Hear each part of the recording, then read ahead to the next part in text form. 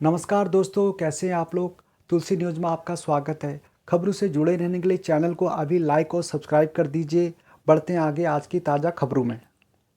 प्रयागराज कुंभ को लेकर रेलवे ने 992 विशेष ट्रेनें चलाने की योजना बनाई। अधिकारी रेलवे के अधिकारियों के मुताबिक रेलवे प्रयागराज में होने वाले कुंभ मेले के लिए 992 स्पेशल ट्रेनें चलाने की योजना बना रहा है। बकौल अधिकारी, स्पेशल ट्रेनें चलाने के लिए अलावा यात्रियों के लिए विभिन्न बुनियादी ढांचे और सुविधाओं के निर्माण और उन्नयन के लिए 933 करोड़ निर्धारित किए गए हैं।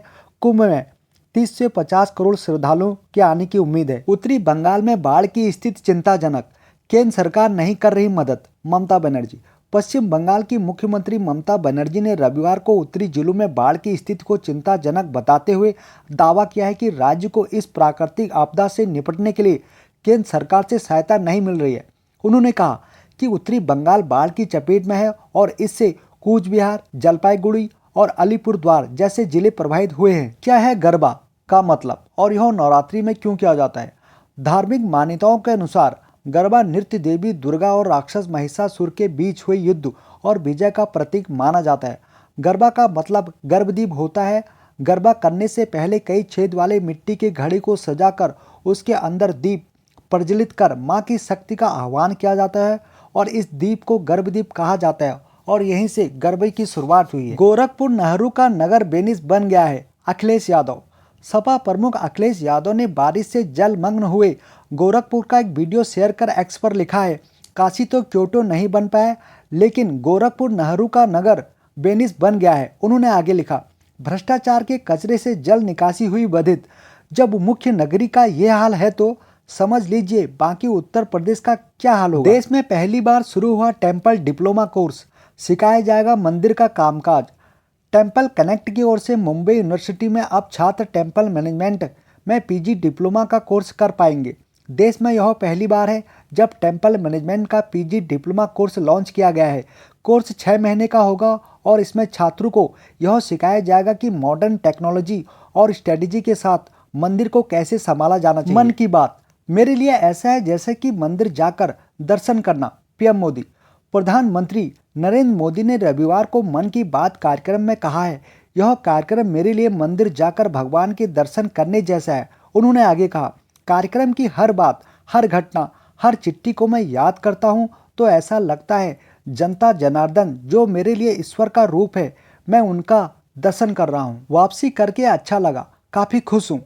आईफा में बेस्ट एक्टर का अवार्ड मिलने पर शाहरुख। आईफा 2024 अवार्ड्स में फिल्म जवान के लिए बेस्ट एक्टर का अवार्ड जीतने के बाद एक्टर शाहरुख खान ने कहा, फिल्म जवान के निर्माण के दौरान हम सभी थोड़े मुश्किल दौरे से गुजर रहे थे, वापसी करके अच्छा लगा। उन्होंने कहा, मुझे पुरस्कार पसंद है, मुझे पुरस्कारों का लालच है, मैं वाकई बहुत खुश हूँ। दिल्ली में जंगल राज कायम है, गोलाबारी की घटनाओं को लेकर केजरीवाल। दिल्ली में अलग अलग इलाकों में हुई गोलाबारी की घटनाओं को लेकर पूर्व मुख्यमंत्री और आप नेता अरविंद केजरीवाल ने एक्स पर लिखा है, दिल्ली में कानून व्यवस्था खत्म हो गई है, पूरी तरह से जंगल राज है। दरअसल पिछले दिनों जबरन वसूली को लेकर कार के शोरूम और एक मिठाई की दुकान समेत अन्य जगहों पर गोलाबारी की घटनाएं सामने आई थी। पाकिस्तान के साथ दोस्ताना संबंध होने पर भारत उसे राहत पैकेज देता।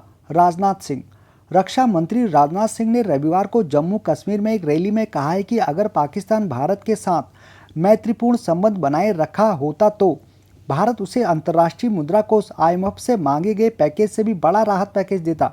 उन्होंने कहा, वह पाकिस्तान अपनी धरती पर आतंकवाद की फैक्ट्री चलाने के लिए दूसरे देशों से धन मांगता है। क्या है सस्ती जेनरिक दवाइयाँ और महंगी ब्रांडेड दवाइयों में अंतर? बीमारियों पर किए गए शोध के आधार पर तैयार वैसे सॉल्ट या कंपोजिशन जिन पर किसी कंपनी का पेटेंट एकाधिकार नहीं होता, उनसे तैयार दवाइयों को जेनरिक दवाइयाँ कहते हैं। जेनरिक दवाइयों पर रिसर्च, डेवलपमेंट, मार्केटिंग और ब्रांडिंग खर्च नहीं आने के चलते ये सस्ती होती है। जेनरिक और ब्रांडेड दवाइयों की कीमत में 90% तक अंतर हो सकता है। कई राज्यों में अगले 2 दिनों के लिए तेज बारिश व आकाशीय बिजली गिरने की चेतावनी। सूची जारी। IMD ने असम, मेघालय, नागालैंड, मणिपुर, मिजोरम, त्रिपुरा, तमिलनाडु, केरला, कर्नाटका और अरुणाचल प्रदेश के अलग अलग हिस्सों में सोमवार और मंगलवार को तेज बारिश से अत्यधिक तेज बारिश की चेतावनी जारी की है। बिहार, मध्य प्रदेश, केरल, असम, मेघालय, नागालैंड, मणिपुर, मिजोरम, त्रिपुरा, गोवा, महाराष्ट्र, तमिलनाडु व आंध्र प्रदेश में तेज हवाओं के साथ आकाशीय बिजली गिरने की आशंका है। रेलवे में 14,298 टेक्नीशियन पदों के लिए 2 अक्टूबर से दोबारा शुरू होगा रजिस्ट्रेशन। रेलवे भर्ती बोर्ड में टेक्नीशियन के 14,298 पदों के लिए 2 अक्टूबर 2024 को दोबारा रजिस्ट्रेशन प्रक्रिया शुरू की जाएगी, जिसके लिए उम्मीदवारों को वेबसाइट पर आवेदन करना होगा। आधिकारिक नोटिस के अनुसार रजिस्ट्रेशन प्रक्रिया 16 अक्टूबर को बंद हो जाएगी। उम्मीदवारों को अपने एप्लीकेशन फॉर्म में करेक्शन के लिए 17 से 21 अक्टूबर 2024 तक का समय दिया जाएगा। वक्फ बोर्ड के कानून से बहुत परेशानी है, इसे सुधार कर सीधा करेंगे, अमित शाह। केंद्रीय गृह मंत्री अमित शाह ने हरियाणा के बादशाहपुर की रैली में कहा है, वक्फ बोर्ड के कानून से लोगों को बहुत परेशानी है। इस कानून को संसद के शीतकालीन सत्र में सुधार कर हम सीधा करने का काम करेंगे। गौरतलब है, कांग्रेस समेत कई विपक्षी दल और कई मुस्लिम संगठन वक्फ संशोधन विधेयक का विरोध कर रहे हैं। रोहित शर्मा ने बताया, वर्ल्ड कप जीतने के तुरंत बाद उन्होंने क्यों T20 से लिया था संन्यास। भारतीय कप्तान रोहित शर्मा ने T20 विश्व कप 2024 जीतने के तुरंत बाद संन्यास लेने के बारे में कहा है, इसका सिर्फ एक कारण था कि मैंने अपना समय बिता लिया था। उन्होंने कहा, मैंने इस फॉर्मेट को खेलते हुए काफ़ी इंजॉय किया। 17 साल खेला। जब आप वर्ल्ड कप जीतते हैं तो यह आगे बढ़ने का सही समय होता है। पेंशन के नाम पर वरिष्ठ नागरिक से हो रहा है फ्रॉड, सरकार ने जारी किया अलर्ट।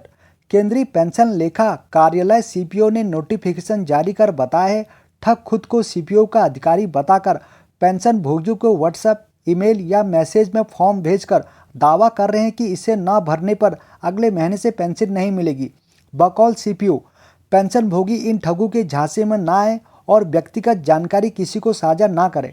आज के समाचारों में इतना ही, मिलते हैं कल। तब तक के लिए जय हिंद, जय भारत। चैनल को लाइक और सब्सक्राइब जरूर करें। धन्यवाद।